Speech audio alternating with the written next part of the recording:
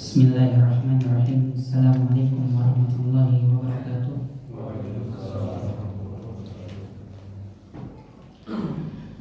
Innal hamdalillah nahmaduhu wa nasta'inuhu wa nastaghfiruh wa na'udzu billahi min shururi anfusina wa min sayyiati a'malina. May yahdihillahu fala mudilla lahu wa may yudlil fala hadiya lahu. Asyhadu an la ilaha illallah wahdahu la syarika lahu wa asyhadu anna Muhammadan 'abduhu wa rasuluhu wa khaliluhu wa safiyuh. Salawatu rabbi wa salamuhu alaihi wa ala alihi wa sahbihi wa sallam. Qala Allah Ta'ala fil Qur'anil Karim, a'udzu billahi minasyaitonir rajim. Ya ayyuhalladzina amanu taqullaha haqqa tuqatih wa la tamutunna illa wa antum muslimun. Ya ayyuhalladzina amanu taqullaha wa qulu qawlan sadida yuslih lakum a'malakum wa yaghfir lakum dhunubakum wa may yuti'illaha wa rasulahu faqad faza fawzan 'azima. Fa inna asdaqal hadithi kitabullah wa khairal huda nabiyyina Muhammadin sallallahu alaihi wasallam wa syarral umuri muhdatsatuha wa kullu muhdatsatin bid'ah wa kullu bid'atin dhalalah wa kullu dhalalatin finnar. Tsumma amma ba'd. Ma'asyiral muslimin rahimani wa rahimakumullah jami'an. Alhamdulillah atas segala limpahan karunia dan nikmat yang Allah berikan kepada kita, sehingga dengan kenikmatan tersebut Allah Subhanahu wa taala masih memberikan kita kesempatan untuk terus mempelajari ilmu agama yang mulia ini, mengangkat kebodohan dari diri kita, kejahilan yang ada pada diri kita akan agama yang mulia ini. Tentunya ketika kita menuntut ilmu, mempelajari agama ini, hendaklah setiap dari kita senantiasa mempersiapkan hatinya, mengoreksi hatinya, mengoreksi niatnya, agar jangan sampai ibadah yang mulia ini dikotori dengan hal-hal duniawi, hal-hal yang bersifat duniawi. Tidaklah kita menuntut ilmu, mendekatkan diri kepada Allah Subhanahu wa taala kecuali kita mengharapkan ridhonya, dan dengan ibadah ini Allah Subhanahu wa taala memasukkan kita ke dalam surganya pada hari kiamat kelak. Amin ya rabbal alamin. Salawat beserta salam senantiasa tercurah kepada suri tauladan kita Nabi besar Muhammad sallallahu alaihi wasallam, kepada istri-istri beliau, sahabat-sahabat beliau, tabi'in wa atba'ut tabi'in, dan kepada seluruh umatnya yang senantiasa beriltizam, istiqomah, berpegang teguh kepada sunnah yang beliau bawa hingga hari kiamat kelak. Kita berdoa kepada Allah Subhanahu wa taala agar Allah menjadikan kita hamba-hambanya yang berbahagia dengan mendapatkan syafaat baginda Nabi Muhammad sallallahu alaihi wasallam pada hari kiamat kelak. Amin ya rabbal alamin. Ma'asyiral ikhwah rahimani wa rahimakumullah jami'an, melanjutkan pembahasan kitab Ahaditsul Akhlaq, kitab hadis-hadis akhlak yang dibawakan oleh Fadilatul Syekh Abdul Razzaq Ibn Abdul Muhsin Al-Abbad hafizahullah ta'ala, yang dimana pada pertemuan-pertemuan sebelumnya walhamdulillah kita telah sampai kepada bab birrul walidain atau berbakti kepada orang tua, yang sedikit membahas tentang kitab ini, terutama dalam bab birrul walidain, berbakti kepada orang tua. Berbakti kepada orang tua merupakan salah satu ibadah yang sangat agung di dalam Islam. Dan Syekh Abdul Razzaq Ibn Abdul Muhsin Al-Abbad sangat mengetahui hal ini dan sangat ingin mengimplementasikan keagungan birrul walidain di dalam kitabnya ini. Sehingga apa yang beliau lakukan, hafizahullah, beliau menjadikan bab birrul walidain menjadi 3 sesi. Sesi pertama, seperti yang telah kita bahas pada pertemuan-pertemuan sebelumnya, membahas tentang kedudukan ayat-ayat dan hadis-hadis yang menjelaskan tentang kedudukan berbakti kepada orang tua. Ini part pertama, bagian pertama. Kemudian insyaallah ta'ala pada kesempatan malam ini kita akan mulai masuk ke part atau bab kedua, yaitu membahas beberapa hadis yang menjelaskan tentang keutamaan birrul walidain. Kemudian beliau Asy-Syaikh hafizahullah ta'ala mencantumkan beberapa kisah-kisah yang terjadi pada ulama salaf, bagaimana dahsyatnya perhatian mereka tentang bab birrul walidain. Maka di sini Syekh Abdul Razak bin Abdul Muhsin Al-Abbad membawakan beberapa kisah ya tentang bagaimana para ulama salaf memperlakukan kedua orang tuanya. Kita akan menyaksikan nanti, mendengarkan nanti bagaimana Masya Allah para ulama-ulama kita menghormati dan memuliakan orang tuanya. Kemudian nanti di bab ketiga ya, dari bab birrul walidain berganti temanya, topiknya masih orang tua, akan tetapi babnya adalah hukukul walidain, membangkang terhadap orang tua ya. Jadi ini adalah salah satu metode dakwah, metode pembelajaran dalam Islam ya, yang dicontohkan dalam Al-Quran. Apa itu? Menyandingkan antara yang baik dan yang buruk, menyandingkan antara pahala dan dosa, menyandingkan antara kebaikan dan keburukan ya. Kalau di bab ke-1 dan bab kedua kita sudah membahas tentang kebaikan-kebaikan, keagungan birrul walidain, maka di bab ketiga kita akan membahas nanti hukukul walidain atau membangkang kepada orang tua. Ma'asyiral ikhwah rahimani wa rahimakumullah jami'an, sebelum kita masuk ke bab kedua, ada satu hadis yang kemarin belum sempat kita bahas di bab pertama, hadis terakhir, hadis ke-7 yang beliau hafizahullah taala bawakan ya. Hadis tersebut dibawakan oleh Faisalah ibn Mayyas radhiyallahu taala anhuma, hadis yang cukup panjang dan sedikit bersinggungan dengan salah satu kelompok sesat yang mengatasnamakan Islam. Mengapa dikatakan kelompok ini menyimpang? Karena nanti kita akan bahas salah satu keyakinan yang dimiliki oleh kelompok ini.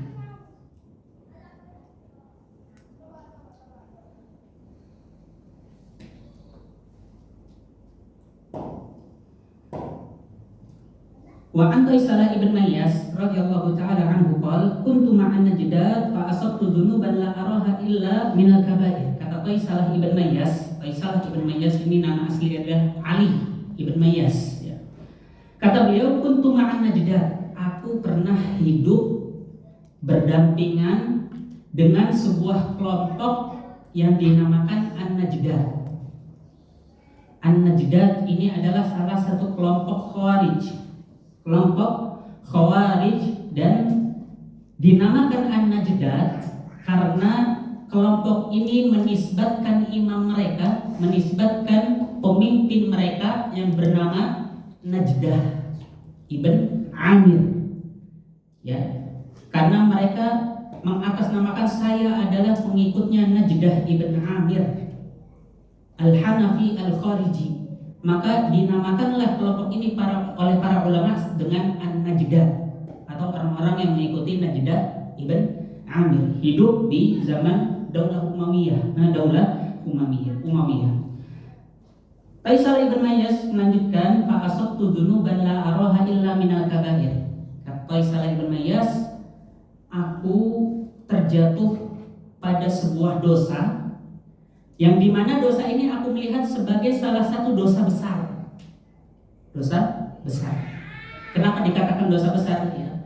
Jadi karena Qaisalah ibn Mayyas ini hidup dengan kelompok Khawarij, dan kelompok Khawarij ini Bapak Ibu sekalian, di antara akidah yang menyimpang yang mereka miliki adalah mereka mengatakan bahwasannya para pelaku dosa itu keluar dari Islam.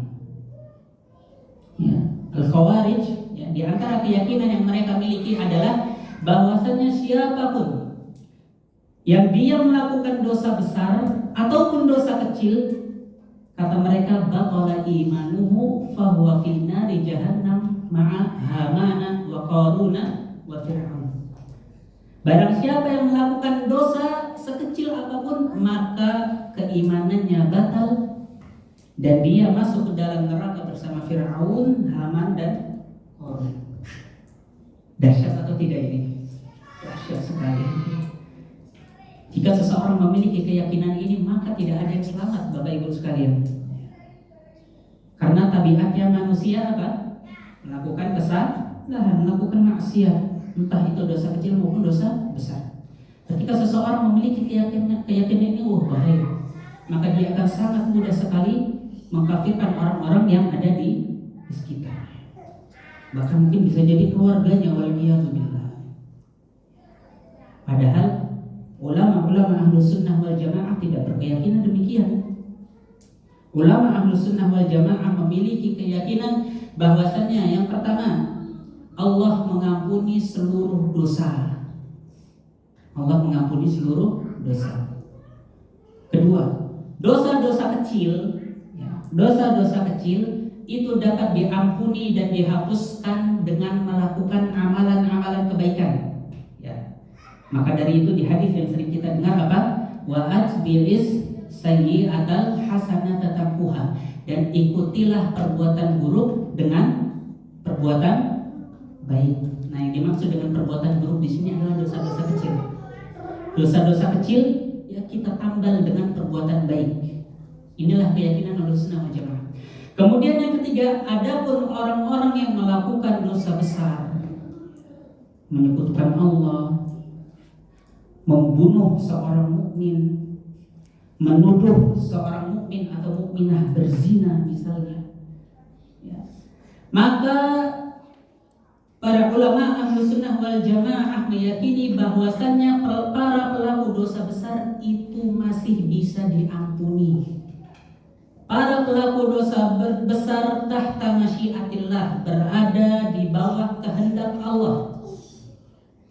Insya'a adzabah, kalau Allah berkehendak untuk mengazabnya, maka Allah akan mengazab pelaku dosa besar tersebut. Wa insya'a ghafar. Adapun jika Allah Subhanahu wa taala menghendaki untuk diampuni hamba tersebut, maka diampuni. Jadi beda ya keyakinan antara Khawarij dan Ahlussunnah wal Jamaah.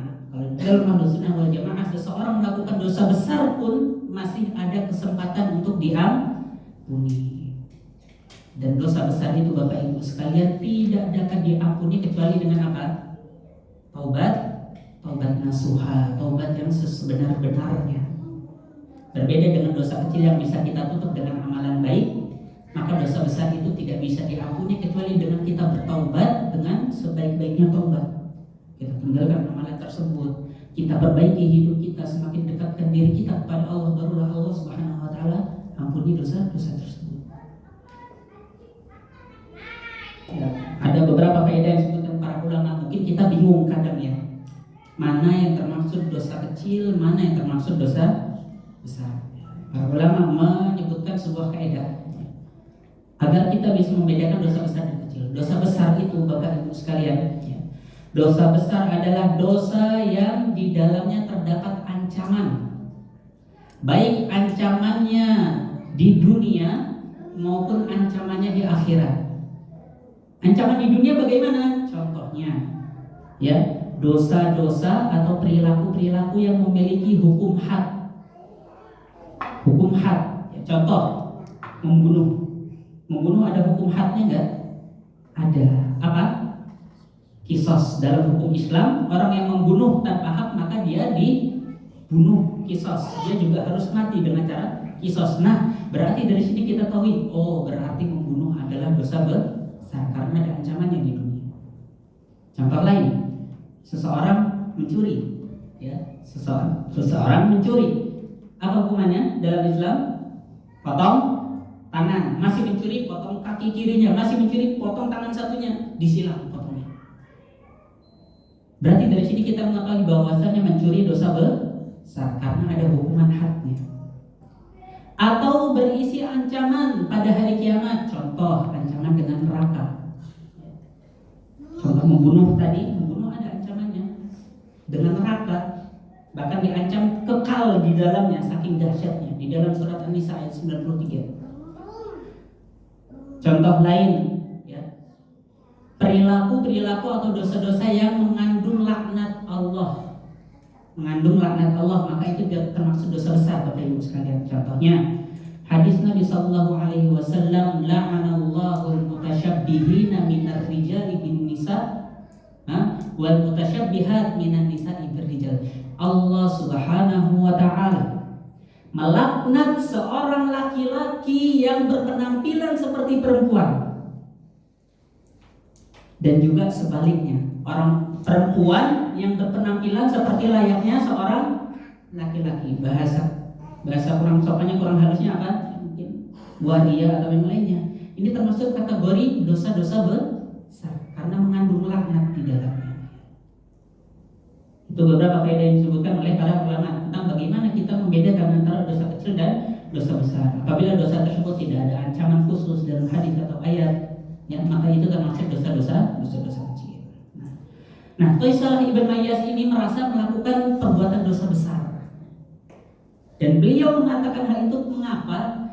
Karena sudah mulai terpengaruhi dengan pemahaman Khawarij tadi, bahwasanya para pelaku dosa besar, para pelaku dosa masuk neraka. Maka apa yang dilakukan oleh Thaisalah bin Mayyas, dia, ya, radhiyallahu taala anhu, datang kepada Ibnu Umar radhiyallahu taala anhuma dan mengadukan, wahai Ibnu Umar, saya telah melakukan dosa dan ini adalah dosa besar. Maka Ibnu Umar bertanya, apa yang dimaksud dosa besar oleh sampean? Maka Thaisalah menyebutkan beberapa dosa, ya, dosa ini, dosa A, B, C. Namun ternyata dosa yang disebutkan oleh Thaisalah ibn Mayyas ini bukan termaksud kategori dosa besar, melainkan dosa-dosa kecil, dosa-dosa kecil. Maka dari itu Ibnu Umar radhiyallahu taala anhuma berkata, laisat hadhihi minal kabair. Ini bukan dosa besar, wahai Thaisalah, ini dosa kecil.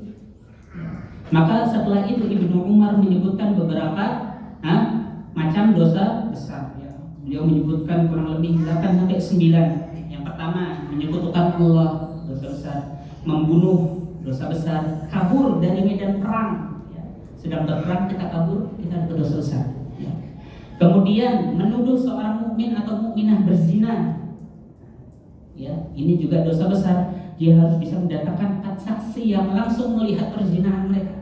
Kalau tidak bisa mendatangkan 4 saksi, apa hukumannya? Dicambuk, ya, dicambuk. Kemudian memakan harta anak yatim, ini juga dosa besar yang disebutkan Ibnu Umar. Bermaksiat di dalam masjid, ya, ini salah satu dosa besar yang disebutkan oleh Ibnu Umar, ya. Kemudian sombong, ya, intabi, hati-hati bahwasanya sifat yang kadang sering muncul di hati kita, sombong, merasa diri kita hebat, merendahkan orang lain, itu termasuk dosa besar. Ada perbedaan lafaz hadis yang disebutkan para ulama, ya, di kata sombong ini karena lafaz bahasa Arabnya mirip. Kalau sombong bahasa Arabnya istiskhar pakai kha, istiskhar pakai kha, sombong. Ini lafaz hadis pertama. Lafaz hadis kedua istishar pakai ha, ya, artinya apa? Meminta sihir atau melakukan perbuatan sihir, dan kedua-duanya termasuk dosa besar. Baik sombong maupun meminta atau melakukan sihir, ya, itu dua-duanya termasuk dosa besar. Kalau sihir apa hukumannya? Haddul kahin ad-darbu bis-sayf.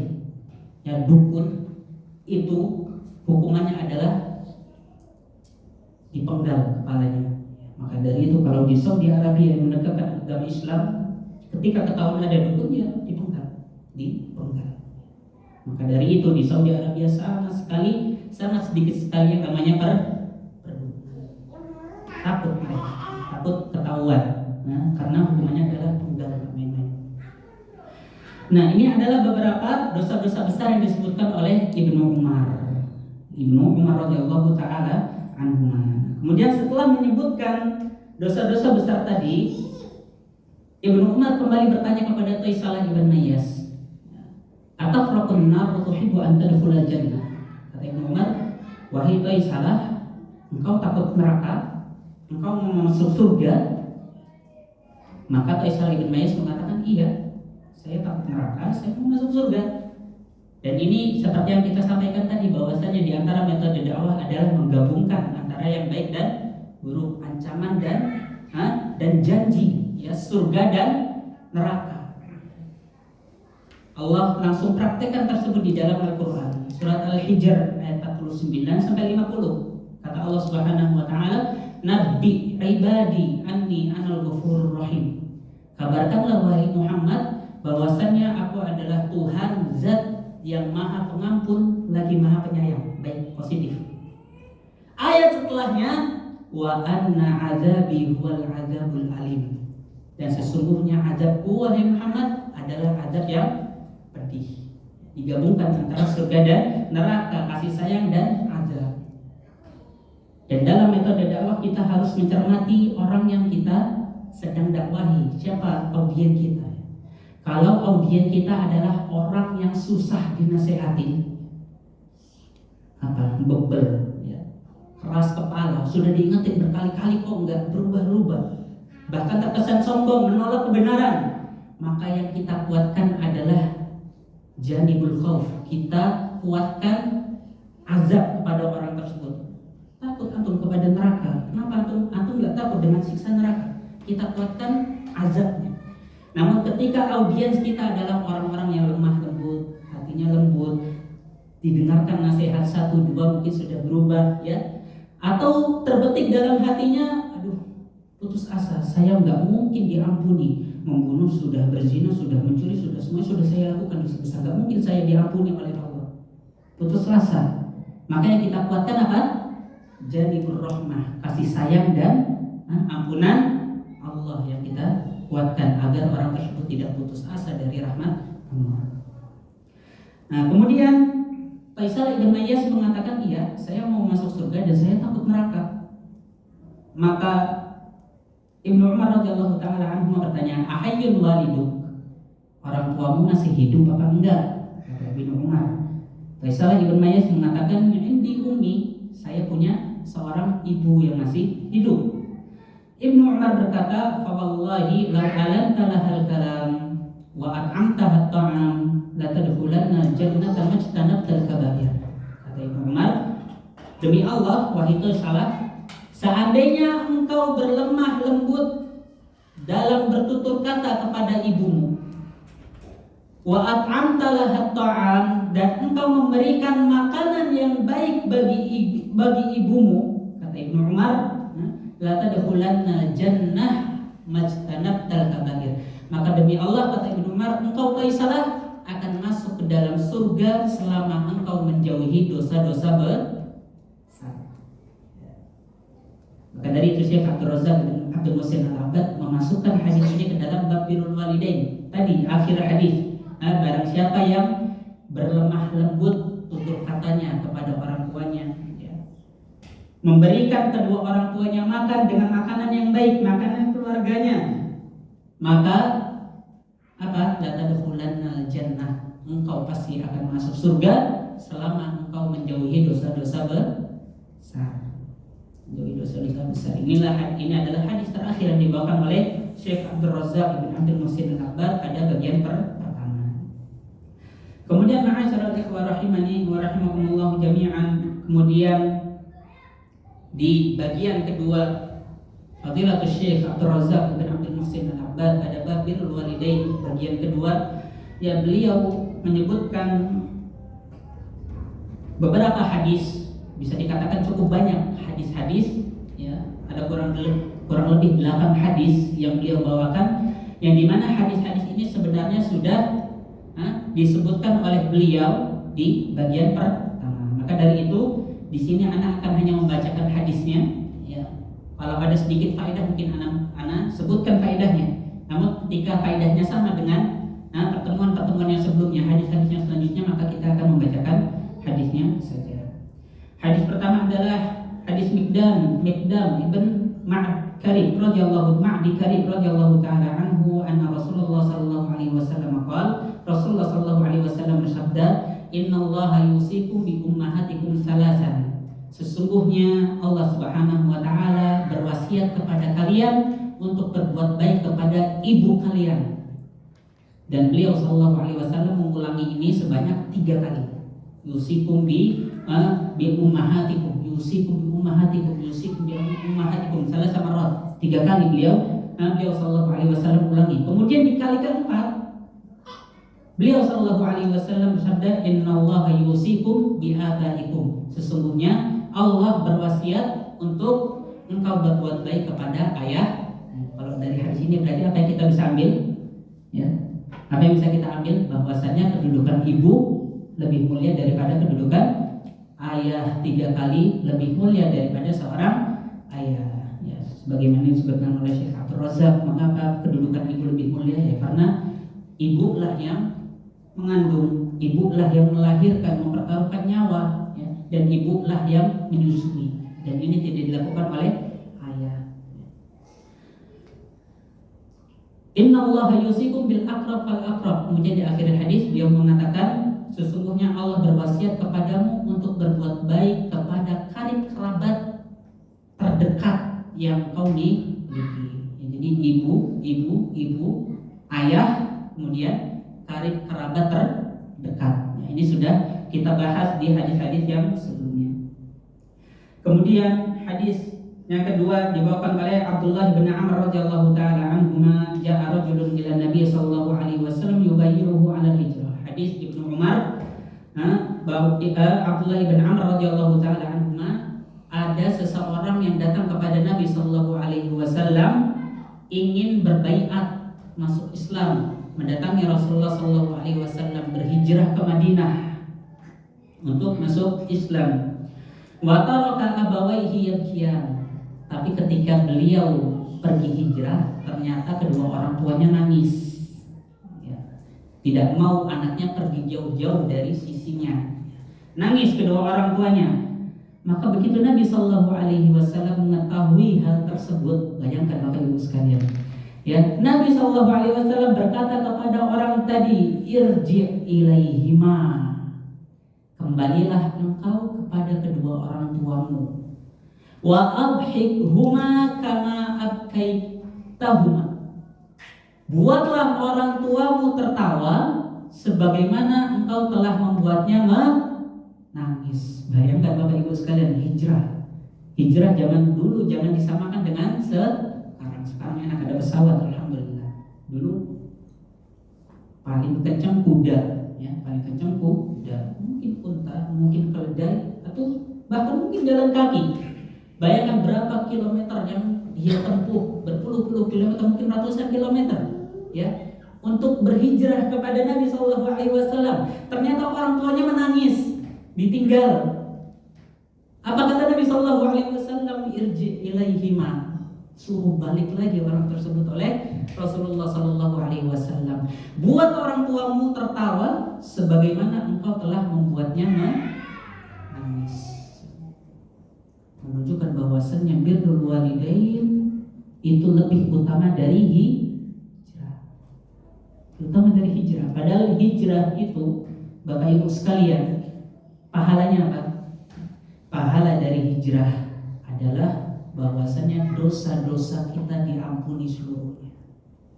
Nah, alam ta'lam annal hijrata tahdimu ma qablaha, kata Nabi sallallahu alaihi wasallam pada Amr bin As. Apakah engkau tidak mengetahui wahai Amr, bahwasanya hijrah menghancurkan dosa-dosa yang sebelumnya, seakan-akan baru dilahirkan lagi dari perut ibunya. Dengan keutamaan hijrah yang begitu besar, namun Nabi Shallallahu Alaihi Wasallam memerintahkannya untuk kembali ke ini. Hadis kedua. Hadis ketiga yang dibawakan oleh beliau, hafizahullah taala, adalah hadis Abdullah bin Amr, ja'a rajulun ila Nabi Shallallahu Alaihi Wasallam yastadimuhu fil jihad. Ya, Abdullah bin Amr radhiyallahu taala anhu berkata, ada seseorang datang kepada Nabi Shallallahu Alaihi Wasallam minta izin.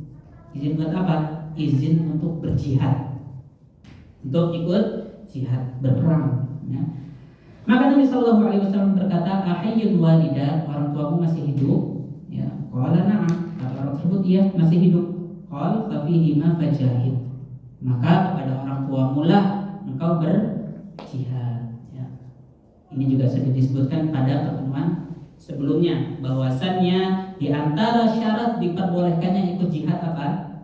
Mendapatkan izin dari kedua orang tua kita. Kalau orang tua kita masih hidup, diizinkan, alhamdulillah, silahkan berangkat jihad, syahid insyaallah.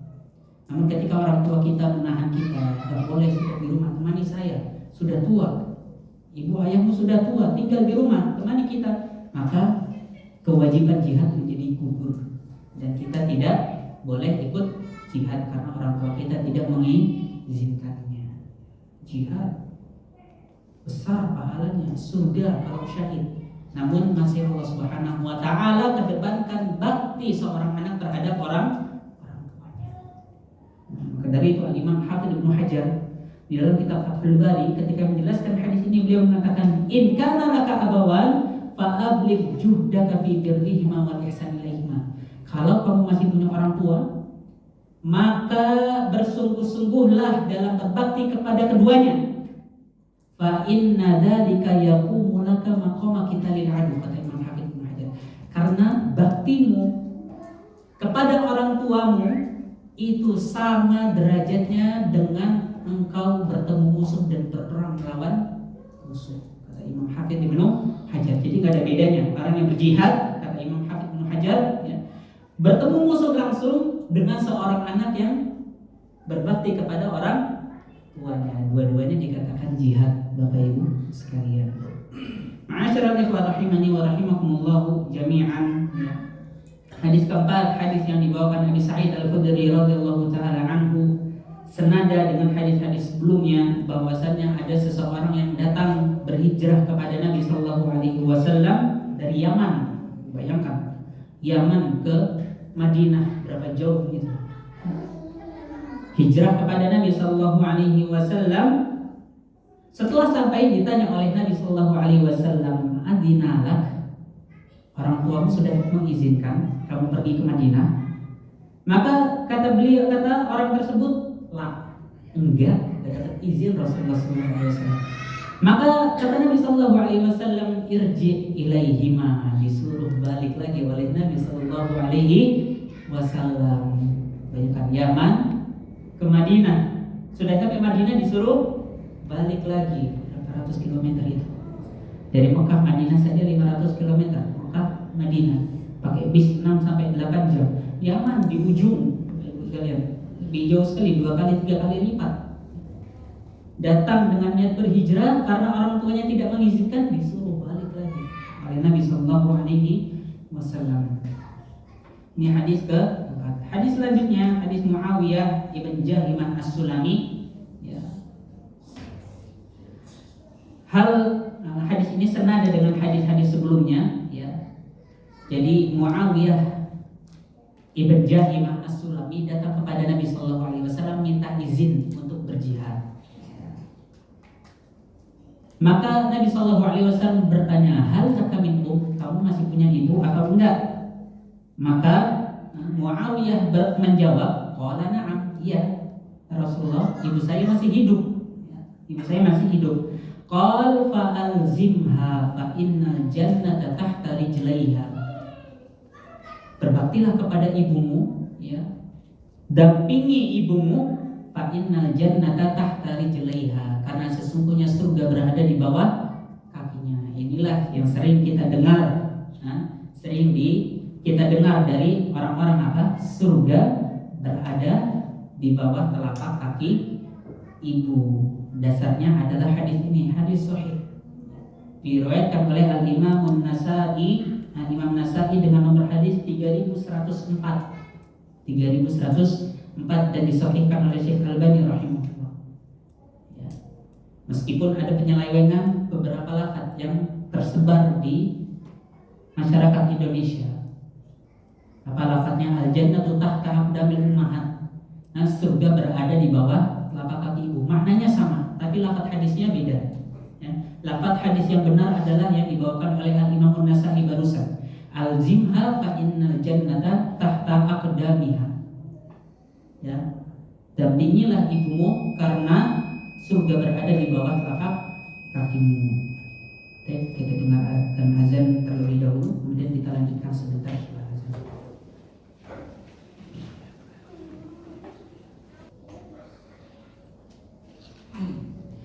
Alhamdulillahirabbil alamin wassalatu wassalamu ala asyrafil anbiya'i wal mursalin nabiyina Muhammadin wa ala alihi wa sahbihi ajma'in.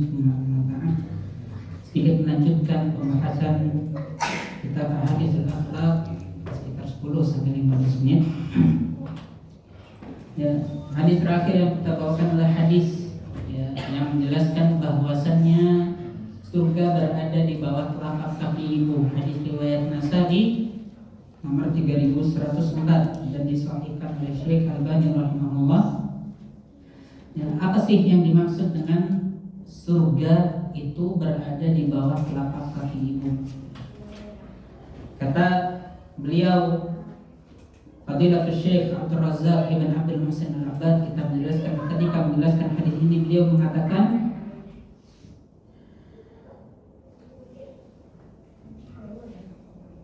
man barra ummahu wa qama bihaqqiha dakhala al-jannah. Barang siapa yang berbakti kepada ibunya, menunaikan hak-hak ibunya, maka inilah yang kata Nabi sallallahu alaihi wasallam, al-jannah tahta aqdamiha. Surga berada di bawah telapak kaki ibunya. Berbakti kepada ibunya dan memenuhi hak-haknya, maka dia masuk ke dalam surga. Ya, maka ketika kita membaca hadis ini, tentunya kita akan teringat hadis yang telah kita bahas pada pertemuan yang lalu, bahwasannya di antara keutamaan yang dimiliki atau yang didapatkan seseorang ketika ia berbakti kepada orang tuanya, bahwasanya Allah Subhanahu wa taala akan membukakan pintu surga setiap hari bagi orang tersebut. Ya. Syaratnya apa? Syaratnya adalah ia memasuki waktu pagi, memulai harinya dengan menjadikan orang tua sebagai prioritas utamanya. Maka kalau kita mendapatkan seseorang mengawali harinya dengan berbakti kepada orang tua, memprioritaskan kebutuhannya daripada kebutuhan orang tuanya, daripada kebutuhannya sendiri, maka Allah Subhanahu wa taala akan bukakan pintu surga setiap hari bagi dirinya. Kalau tidak salah di pertemuan yang lalu di bagian pertama itu hadis nomor 6 ya. Hadis nomor 6 halaman 32, kita bacakan hadisnya.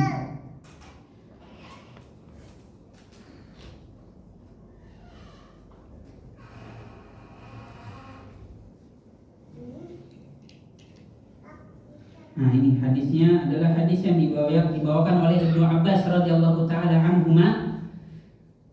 Beliau berkata, "Ma min muslimin lahu walidani musliman yusbihu ilaihima muhsinan illa fataha lahu Allahu babaini minal jannah." Kata Ibnu Abbas radhiyallahu taala anhuma, bahwasanya tidaklah seorang muslim memiliki dua orang tua yang juga muslim, yusbihu ilaihima muhsinan, memasuki waktu pagi dalam keadaan dia berbuat baik kepada orang tuanya, memprioritaskan kebutuhan orang tuanya. Orang tuanya menjadi skala prioritas pertama dalam kehidupannya. Illa fataha lahu Allah babaini minal jannah. Kecuali Allah Subhanahu wa taala akan bukakan pintu surga bagi orang tersebut. Allah bukakan pintu surga bagi orang tersebut. Ini hadis yang telah kita bahas pada pertemuan yang lalu. Ma'asyiral ikhwah rahimani wa rahimakumullah jami'an. Di sini Al-Imam Asy-Syaikh Fadilatul Syekh Abdul Razak Ibn Abdul Muhsin Al-Abbad setelah menyebutkan kurang lebih berapa hadis tadi yang sudah kita sebutkan? Kurang lebih 6 sampai 5 sampai 6 hadis. Maka setelah ini beliau hafizallahu taala mulai menyantumkan atau membawakan hadis-hadis yang berisi atau asar-asar yang berisi tentang bagaimana para ulama salaf dan para sahabat-sahabat Nabi Sallallahu Alaihi Wasallam berbuat baik kepada orang tuanya. Kalau kita bahas, kita baca merinding Bapak Ibu sekalian, merinding. Mungkin tidak ada ya dari kita yang mampu melakukannya sebagaimana yang dilakukan para ulama salaf dan para sahabat-sahabat Nabi Sallallahu Alaihi Wasallam. Kurang lebih ada 3 sampai 4 kisah yang beliau bawakan dalam kitab Ahaditsul Akhlaq ini. Insyaallah taala kisah-kisah tersebut kita akan bahas pada pertemuan yang akan datang. Ma'asyiral ikhwah rahimani wa rahimakumullah jami'an. Mungkin ini yang dapat kita pelajari pada kesempatan yang penuh berkah ini. Kita berdoa kepada Allah Subhanahu wa taala agar memberkahi ilmu kita, memberkahi harta kita, memberkahi anak-anak kita. Allah Subhanahu wa taala, kita berdoa kepada Allah Subhanahu wa taala agar memberikan taufik dan hidayah agar kita mampu mengamalkan apa-apa yang telah kita pelajari, kita ilmui pada malam yang penuh berkah ini.